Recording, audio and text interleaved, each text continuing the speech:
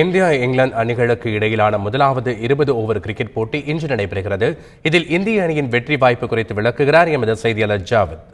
India England அணிகளுக்கு இடையிலான முதலாவது 20 ஓவர் போட்டி கான்பூர் மைதானத்தில் இன்று மாலை 4:30 மணி அளவில் தொடங்குது. இந்த போட்டியில் பார்த்தீங்கன்னா 2020 டீமுக்கு விராட் கோலி முதல் முறையாக தலைமை தாங்குறாரு. இந்த போட்டியில் சுரேஷ் ரெய்னா, ஆசிஸ் நேக்ரா, ரிஸ்பா பந்த் போன்ற வீரர்கள்லாம் இடம்பெற்றிருக்காங்க. இதில் சுரேஷ் ரெய்னா சிறப்பாக செயல்பட்டு அவர் ஒரு நாள் போட்டிக்கு போகிறதுக்கு நிறைய வாய்ப்பு இருக்குது. இதனால சுரேஷ் ரெய்னா கவனிக்கத்தக்க நபராக இந்த போட்டியில் இருப்பார். இங்கிலாந்து வீரர்களுமே இளம் வீரர்கள் நிறைய பேர் இருக்கறனால அவங்க நிச்சயமாக இந்த தொடரில் இந்தியாவுக்கு நெருக்கடி கொடுக்க பார்ப்பாங்க.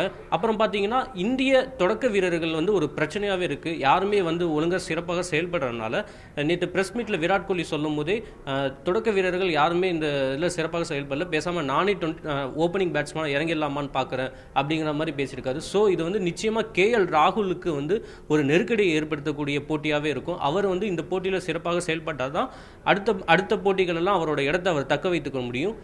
சுழற்பந்து வீச்சை பார்த்தீங்கன்னா அஸ்வின், ரவீந்திர ஜடேஜா அவங்க 2 பேருமே இந்த சீரீஸில் ஓய்வளிக்கப்பட்டிருக்கு.